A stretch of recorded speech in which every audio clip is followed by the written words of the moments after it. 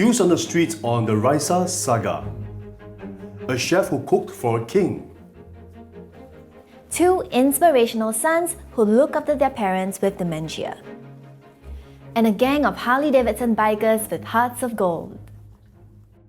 Welcome to SG Now. Gladys, this week the letter R has loomed large over us. Let's start with the R number, which is the average number of people that one infected person will pass the coronavirus on to. As a comparison, measles has an R number of 15 in populations without immunity. The good news is that since the 13th of November, the R number for COVID in Singapore has been below 1. That's been going on for almost 4 weeks now. That's right, Gladys. And since last Friday, our daily new COVID cases have started to fall below 1,000. And it was last Friday too, when circumstances involving the other R took an explosive turn. Former MP Raeesah's lying in Parliament was a serious act that has led to an investigation by the Committee of Privileges. And last Friday, the COP released an interim report on the whole affair. CityJo Abby and her fellow CityJos have been on the streets to ask Singaporeans what they think about it.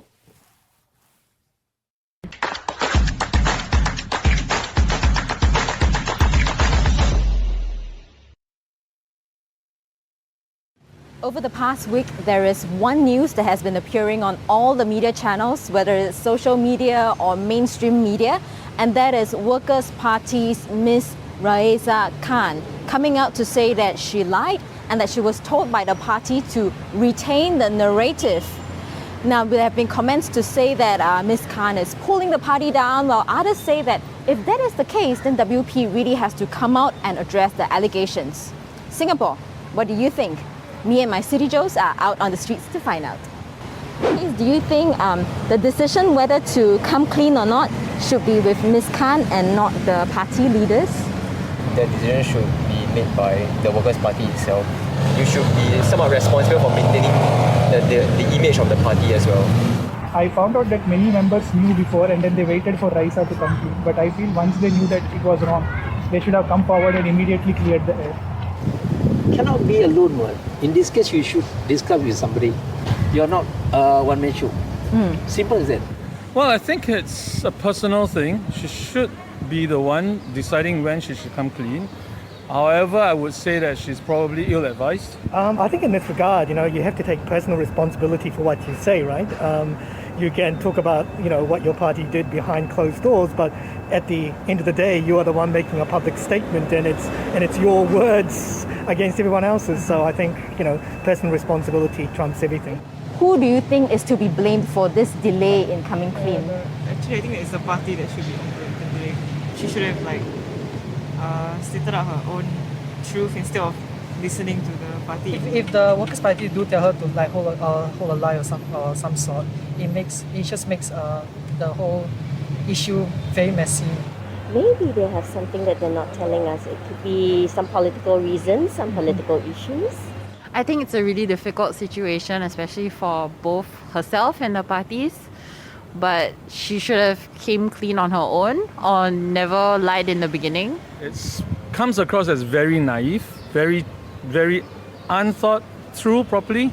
And maybe because she's young and the culture at the moment is let's blast it out first before we think about it. I think she is, and she should be responsible for her actions. So whatever action you've taken, the responsibility lies in you. Don't push the responsibility to other people. So in this case, the politician, she resigned. And in fact, the party said if she didn't resign, they would have sacked her anyway. So do you think this is enough punishment for her, or do you think this is too harsh?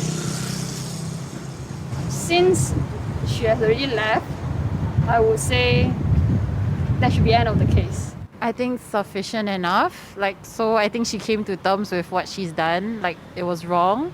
So I think that's enough for now. I find that unfair, to be honest, and disrespectful also. So I don't think that would be nice. Are you saying she should have been given chances to make amends?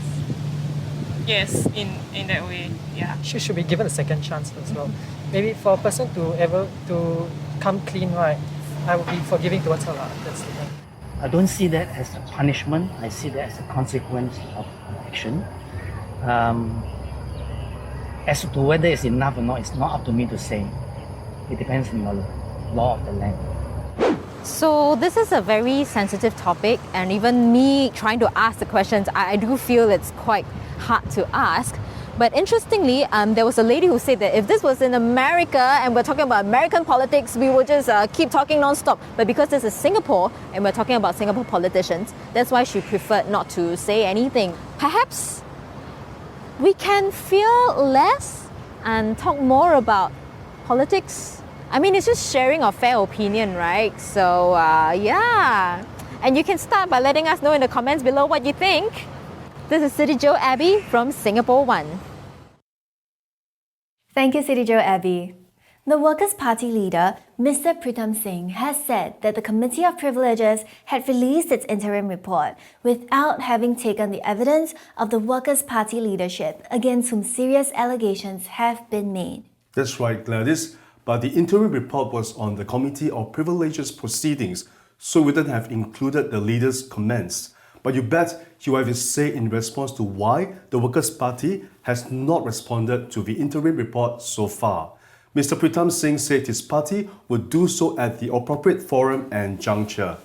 I guess we'll just have to wait and see. Moving on to something more light-hearted, CityJo Belinda had the privilege of going into the private kitchen of Chef Eric Teo for her story. Wow, Chef Teo was the chef to His Majesty the Sultan and Young the Pertuan of Brunei Darussalam. Belinda, over to you. How often have you met a man who has cooked for a king? Chef Eric Teo has done exactly that. When he was working as the executive chef at Jurudong Park Polo Club, he had to cook for the Brunei Royal Family.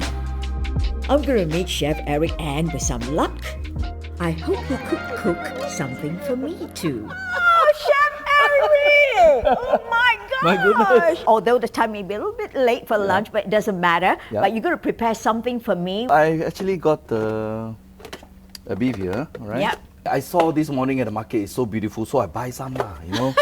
Oh yes. And I tell you, when you get wing beans, these are wing beans. I know. hardly you can get some nice ones, you know. I'm going to help him prepare this dish. It's a simple one according to him, and this is something which some members of the Royal Brunei family loved to eat. You cutting it this way, that way, that way. Wow, this is fantastic. Let me see. Oh, so you don't need oil at all. Yeah. Okay. Yeah. You can see that the fat is all coming off, right? Yes. Place it here. Yeah, then it'll soak up also the extra oil. Yeah. And we are ready to plate. Okay. Okay? Are you salivating? Okay. Here we go. Let's try. Okay. I thank everyone. But life has not always been steak and greens. Okay. I got lots of cookbooks. So I went to a doctor. The doctor says, you know, actually you hurt your left eye. The cornea of the eye behind actually damaged. So I need a surgery. So the surgery is either I have an operation or they will put some mercury kind of a liquid to cover it up so I can see. Because when I look at anywhere, there's a big patch that is blocking me on my left eye. So I prayed. I tell you, miracles happen. The thing just go away. One of the best cookbook, right, is Bible. Without God, I don't think I'm here. It's not about what you win or how many awards you have. It's not about that. Well, in spite of all the trophies, the Yeah. awards, and your fantastic achievement, Yeah. what is the most important thing that you really treasure in your life? Wow. There are a lot of things I really treasure and appreciate and give gratitude to those who have helped me. But I think one important thing I treasure most, I think it's my wife, because she will be the one that will hold my hand until the end. You know? That means you treasure Yeah. family. Yes, yes. My kids Because- are already grown up, you know, so they have their know. own lives. Okay. So, you know, we take it from there that she's with me only, you know. Of course, I have to take care of everyone, but Yeah, my wife is very important to me. Yeah. She's the guiding force And in friends. your life. And being friends. And friends. Friends like me, Belinda Sunshine. Sure, long-time friend. Yes, yes. For our viewers, you have just met one person, a humble person, a true Singaporean. And with his 30-odd years of being a really good chef, I will call him Chef Extraordinaire. And through these years, through grit and also working hard, he has really reached that pinnacle. Chef Eric Teo. Thank you, Belinda. Thank you. Thank you, everyone. Well, this is Belinda Sunshine, CityJo on Singapore One. Oh my God. Thank you, Belinda. Our next story concerns dementia. In Singapore, 1 in 10 people above the age of 60 suffers from dementia. That's approximately 82,000 people, a number that's going to go up by 70,000 more in 10 years' time. CityJo Morag met up with Danny Tan and Daniel Lim from Enable Asia, who are caring for their elderly parents with dementia. Let's hear from Morag. Danny Tan and Daniel Lim have been caring for their respective parents for the past 6 and 12 years. Their years of dealing with dementia have taught them a few tricks to help lessen the impact of the disease's progression. So today I'm meeting them in the hopes that I can learn a few of them. Mom loves perfume, so I thought Chanel is a very iconic representation of, it's like the mother of all perfume. Yeah. And I noticed when I'm painting, Mom actually She reacts. she reacts. She'll say, oh, maybe the color is not right, blah blah blah, and she gives her input. So I realized that art actually triggers something in her. So I recognize Alfred Hitchcock, but why has he got pom-poms all over? Okay, back to art therapy or color therapy. Bright colors actually triggers the brain cells for people with dementia. Brain activity will increase and they will get excited, they will be more responsive. Creating artwork with this little pom-pom, so it actually gives a texture for them to feel. So that also enhances a certain... A feeling of well-being? Something, yeah, it works for them. Aids to memory can take many forms, including the use of visuals, touch, and even taste. Incidentally, one of Danny's paintings, originally intended as a gift, became the launching pad for something much greater. He told me George is holding a concert in Singapore. And we want to give him this. Did you carry it to the concert and say, hey George? Yeah, we literally did that. So, hey, this will be something that we can take this home, right? But what Boy George came up and proposed back to us was shocking. Right? He said, why don't I freaking sign this and then you can auction it off. And then the money that you have, you can go into the work that you want to do. That really sparked off the work that we wanted to do, which is Enable Asia, because shortly after 2017, after we met him, Enable Asia was formalized. So if you're watching, yes, you remember this piece, yeah? Danny and Daniel went on to found Enable Asia, a non-profit organisation dedicated to create more awareness about dementia and provide support to carers going through these dark times.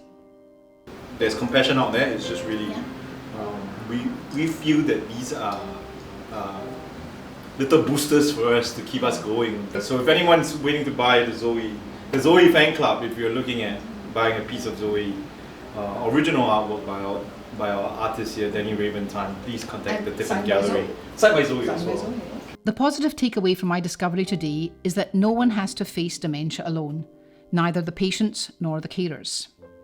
Even you, if you see someone caring for a dementia sufferer, give them a nod to acknowledge them or a few minutes of your time. It will go a long way to making them feel less alone. This is CityJo Morag McGhee for Singapore One. Thank you, Morag, for sharing this important story. If you or anyone you know needs support, advice, or information on caring for dementia patients, please reach out to Danny or Daniel at the link in the description box below. That's right, Gladys. In our final Singapore story, we're meeting a gang of great guys living their youth all over again. They deliver Christmas presents to less fortunate children in Singapore. The Harley Davidson Club holds the Toy Run every year, proving that underneath the bad boy exterior of these bikers are hearts of gold. What is your impression when you see a group of bikers in black jackets and loud bikes? I had the opportunity to meet up with this group, and I'm going to find out exactly what they are up to. Thanks for giving us this opportunity. HOC is Harley Owners Group. HOC was created back in 1983 already by Harley Davidson as a relationship tool between consumers and Harley Davidson. It's promoting lifestyle. In Singapore, HOC was founded in 1995. And since then, every year we are running our events and charities. We love to be in this community and this lifestyle, Harley riding. And the HOC committee is organizing events, I would like to say. Most of the events are ride related, but a lot of events have also charity background. Carson, to get a better feeling, what is HOC all about? I have a surprise for you. Okay. Someone is waiting outside to take you on a Harley on a ride. And we do this now.